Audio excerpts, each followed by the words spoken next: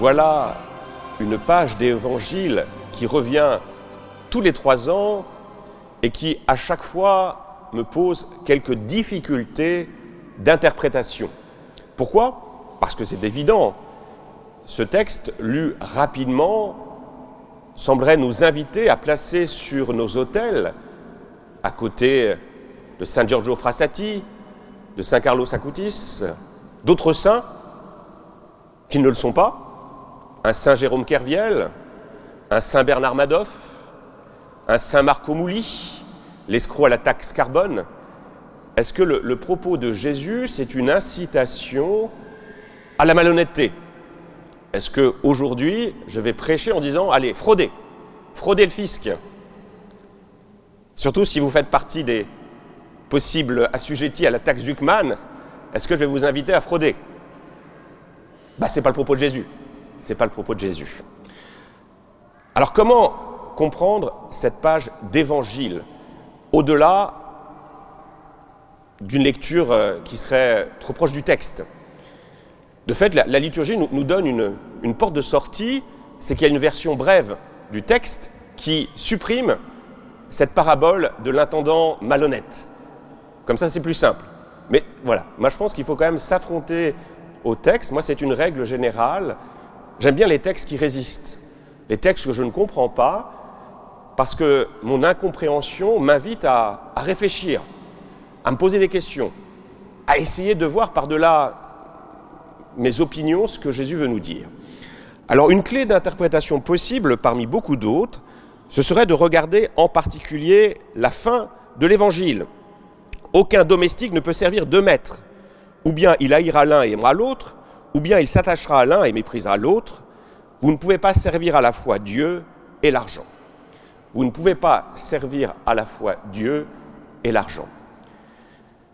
Peut-être qu'aujourd'hui, Jésus nous invite à regarder, à débusquer ce Dieu argent qui peut-être occupe trop de place dans nos vies.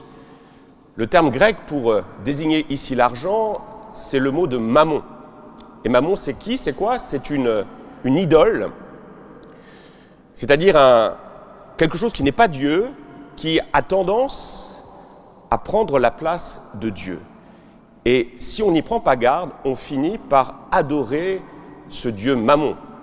Pensons à l'épisode dans l'Ancien Testament du veau d'or, Exode 32. Donc, mesurer aujourd'hui, nous interroger, est-ce que nous ne sommes pas nous aussi peut-être des fidèles du Dieu Mammon? Sommes-nous libres par rapport à l'argent?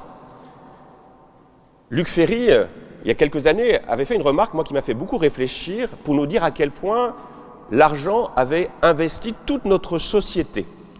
Alors c'est une évidence, mais il le montrait de manière, je trouve, assez intéressante, c'est qu'aujourd'hui, tout est objet de transaction. Nous sommes à Cancale, vous avez une partie de chez vous qui n'est pas occupée, qu'est-ce que vous allez faire? Vous allez le transformer en Airbnb. Vous avez des vieux vêtements que vous n'utilisez plus, qu'est-ce que vous allez faire? Vous allez les mettre sur Vinted, vous allez les vendre. Vous avez une tondeuse, un équipement que vous n'utilisez qu'occasionnellement, qu'est-ce que vous allez faire?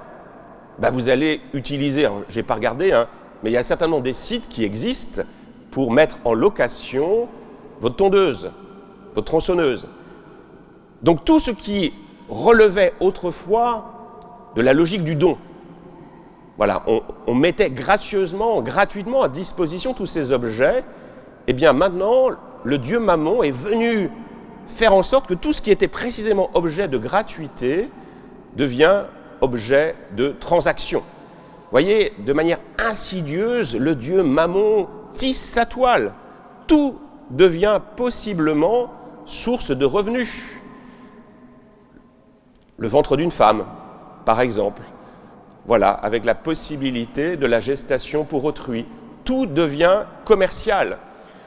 Nous ne sommes pas libres, donc, par rapport à l'argent. Il y a cette histoire que j'aime beaucoup aussi, qui vient de la tradition asiatique. C'est un archer. Vous imaginez l'archer qui systématiquement atteint le cœur de la cible. Et là, un homme riche, voyant l'habileté de l'archer, lui dit « Mon ami, si tu es capable de viser à 3 reprises, comme tu viens de le faire, à 10 reprises, le centre de la cible, je te donnerai 100 pièces d'or. Donc l'archer commence à lancer sa première flèche, qui atteint bien sûr le cœur de la cible. De la même manière pour la deuxième flèche, et pour la troisième, qu'est-ce qui se passe? Notre archer voit à la fois le cœur de la cible et les 100 pièces d'or. Et avec la pression, l'inquiétude de perdre ces 100 pièces d'or, qu'est-ce qu'il fait? Vous avez deviné, il vise à côté. Donc mesurez aujourd'hui à quel point, peut-être, même si on n'en a pas toujours conscience, nous sommes dépendants de ce Dieu Mammon. Il exerce une influence sur nous. Et plus on a des biens, plus on est possiblement un adepte du Dieu Mammon. Ça me rappelle cette célèbre citation de Pierre Reverdy, que je cite souvent. On pensait que cet homme était à la tête d'une immense fortune. On ne doutait pas un instant qu'il en était plutôt au pied. Vous voyez, plus on a de l'argent, plus on risque d'être au pied de sa fortune. Donc Jésus nous invite à débusquer ce Dieu Mammon, à débusquer cette idole. Alors maintenant, comment répondre à cette idole? Comment profaner, comme disait Jacques Ellul, le Dieu Mammon? Les fausses idoles, il faut les profaner. Alors à votre avis, comment on peut profaner le Dieu Mammon? Eh bien, une manière de profaner le Dieu Mammon, c'est de se jouer de l'argent plutôt que d'en être son jouet. Et comment on peut profaner, par exemple, le Dieu Mammon? Par la générosité, en donnant largement. Et réjouissez-vous, au cours de la messe, d'ici quelques minutes, je vais vous donner la possibilité de profaner le Dieu Mammon. Vous allez y aller carrément, pour dire que je suis libre. Quand j'aurai la quête connectée, je vais taper sur 50 €. Non, je plaisante. Je plaisante. Je plaisante, bien sûr. Mais je vous invite à être généreux, non pas avec la paroisse, enfin vous pouvez l'être, mais avec des œuvres associatives. Voilà, donnez largement, largement. Une autre manière aussi de profaner le Dieu Mammon, c'est ce que disait Saint Jean-Paul II, pour les familles. La raison voudrait que vous ayez 2 enfants. Avec votre niveau de revenu, voilà, c'est raisonnable. Eh bien, profaner le Dieu Mammon, c'est quoi? C'est en avoir un 3e. Un de plus. Un de plus pour dire, voilà, je fais confiance à la Providence. Je ne suis pas dans la démesure, je ne vous invite pas à avoir 15, 20 enfants, non. Plus un, disait Saint Jean-Paul II. Voilà, une manière de profaner le Dieu Mammon. Autre manière de profaner le Dieu Mammon, vous connaissez tous l'adage « time is money ». Donner du temps, s'engager. Je m'engage dans une association, à Cancale il y en a beaucoup, notamment caritatives. Je m'engage, je donne du temps gracieusement. Voilà, il s'agit donc de profaner le Dieu Mammon, de jouer avec l'argent plutôt que d'être le jouet de l'argent. Et dans une certaine mesure, c'est ce que fait notre intendant. Notre intendant, qu'est-ce qu'il fait? Il se joue de l'argent. Dans la première lecture, dans le livre d'Amos, on avait aussi un intendant, lui, qui utilisait l'argent non pas pour réduire les dettes, mais au contraire pour augmenter ses dettes et pour s'enrichir aux dépens des pauvres. Vous voyez, c'est l'argent usurier qui permettait d'appauvrir encore plus les pauvres, quitte à utiliser l'escroquerie, à fausser les balances. Et bien là, dans notre page d'évangile, on a une autre utilisation de cet argent qui n'est pas fait pour appauvrir, mais pour faire quoi? Pour plutôt diminuer la charge de la dette des pauvres. Et l'argent qui était là pour nous couper les uns des autres, quand on a de l'argent, généralement, l'argent crée une distance vis-à-vis de ceux qui n'en ont pas. Vous voyez, l'argent crée une frontière entre ceux qui en ont et ceux qui n'en ont pas. Et ce Dieu Mammon fait en sorte que cette frontière soit toujours plus importante. Rappelez-vous la célèbre phrase de Don Salluste, « Les pauvres, c'est fait pour être très pauvres, et les riches, très riches. » Voilà, donc séparation. Et bien là, au contraire, l'argent sert à faire quoi? À permettre à cet intendant de renouer des relations avec ses anciens clients, d'être accueilli. Vous voyez, l'argent qui n'est plus là pour diviser, mais qui est utilisé pour rapprocher. Vous voyez, troisième idée, qu'est-ce que nous pouvons valoriser chez ce gérant malhonnête? Eh bien, l'autre chose qui est assez exceptionnelle chez lui, c'est son habileté. Son habileté à se sortir d'affaires. Et de fait, l'expérience montre que quand on a des difficultés, on sait mobiliser son intelligence pratique pour trouver des solutions. Alors, ce texte nous interroge, Jésus nous interroge, est-ce que cette habileté mondaine, nous ne pouvons pas aussi l'appliquer pour des réalités spirituelles? Est-ce qu'il ne s'agit pas, nous aussi, d'être inventifs, de réfléchir dans qu'est-ce que je peux faire? On est de moins en moins nombreux à nos messes, on est de moins en moins nombreux dans nos communautés chrétiennes à nous engager. Qu'est-ce que je peux faire? Il y a des solutions. Nous serions dans la vie professionnelle, que j'en suis sûr, certains viendraient avec des conseils, avec des bons conseils. Pourquoi nous ne sommes pas capables de mobiliser cette intelligence pratique dans nos communautés chrétiennes?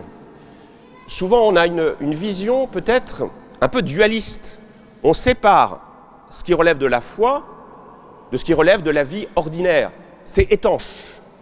Alors que quand on regarde dans l'Écriture, souvent les réalités de la foi sont traduites au travers de réalités très concrètes. Je vais donner un exemple. Le Notre Père. Qu'est-ce qu'on dit dans le Notre Père? Pardonne-nous nos offenses, comme nous pardonnons aussi à ceux qui nous ont offensés. On est d'accord? Qu'est-ce que dit maintenant l'Évangile de Matthieu?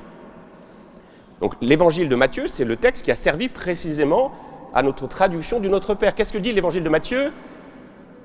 Remets-nous nos dettes comme nous remettons à nos débiteurs.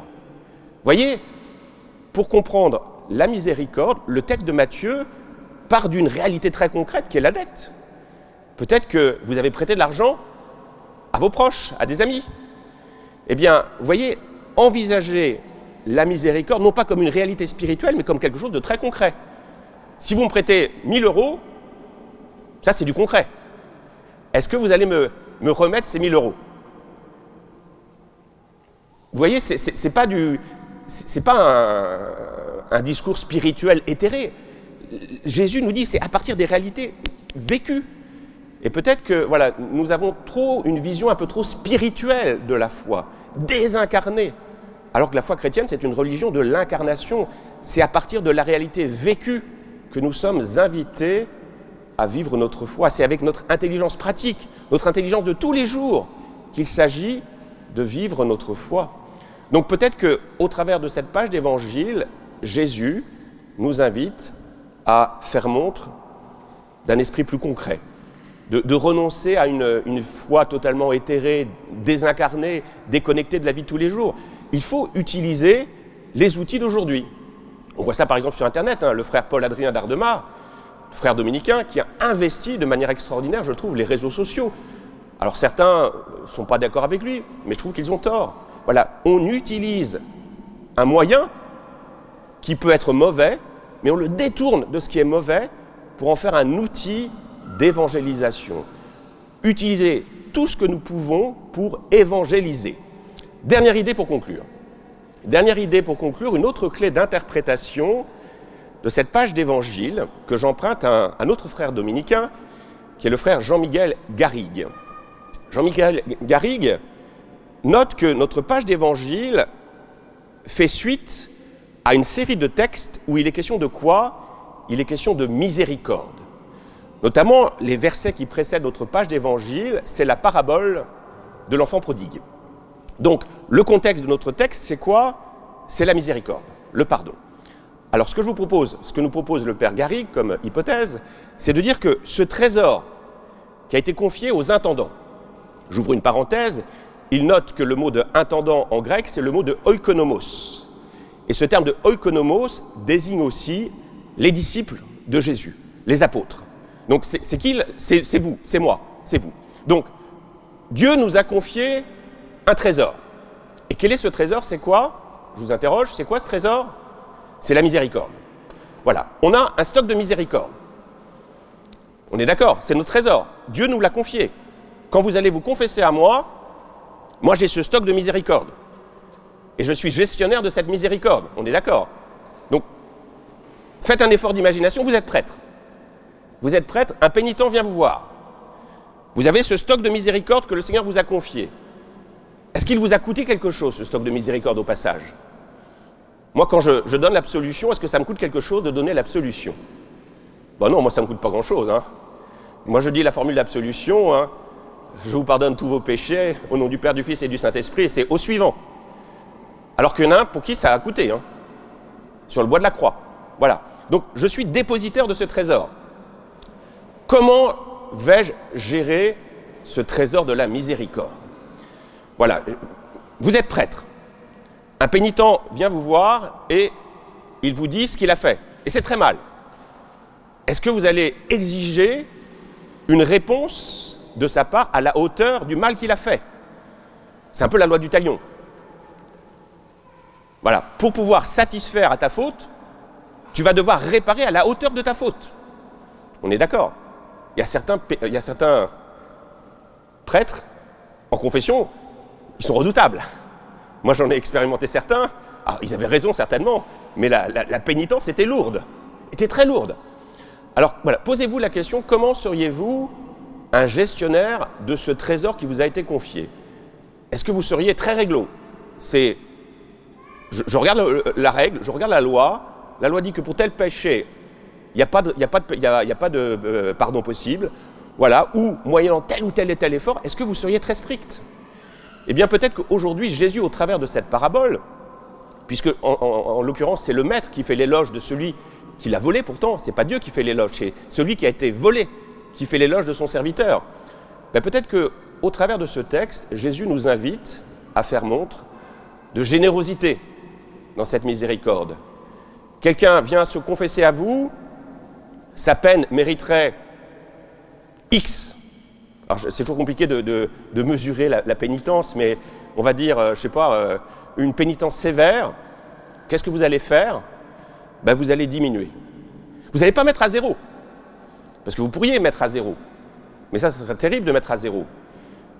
Votre enfant se drogue, il vient vers vous, il vous dit « Papa, maman, je te demande pardon », et vous lui dites « Allez, c'est pas grave, je te pardonne. » Hop. Est-ce que vous seriez de bons parents en faisant ça? Ben non. Donc, vous voyez, je suis un gestionnaire de cette miséricorde et il s'agit de donner la bonne pénitence qui va permettre au pénitent de mesurer qu'il a fait une faute sans le décourager, pour le remettre debout et lui permettre de repartir. Vous voyez, je crois que c'est une belle clé d'interprétation pour moi, pour cette page d'évangile, qui se comprend surtout si on se met à la place des prêtres. Voilà, quel gestionnaire de la miséricorde seriez-vous? Est-ce que vous seriez trop miséricordieux? Tout le monde ira au paradis? Ou vous seriez un juste intendant? Voilà, je donne une pénitence qui permet à celui qui est devant moi de mesurer que ce qu'il a fait, c'est pas bien, et en même temps, je lui donne la force de se remettre debout et de repartir. Ben, je crois que c'est une belle clé voilà, vous pourrez la méditer.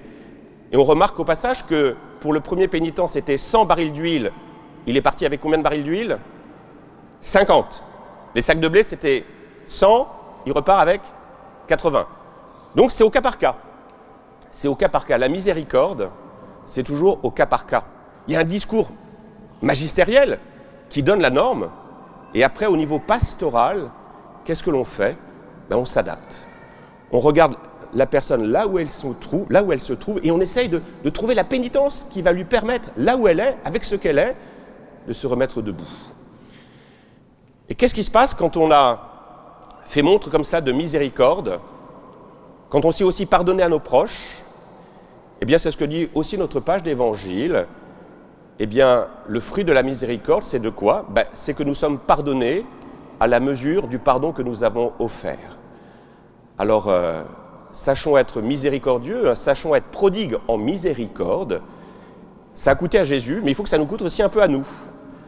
Alors, ce pardon, peut-être, nous pouvons prendre aujourd'hui cette décision de l'offrir à ceux qui nous ont blessés, à ceux qui nous ont peut-être trahis. Voilà. Moi aussi, je peux faire un effort, je peux essayer de lui pardonner. Parce que la mesure que j'utilise pour pardonner, ce sera aussi celle qui m'est appliquée. Amen.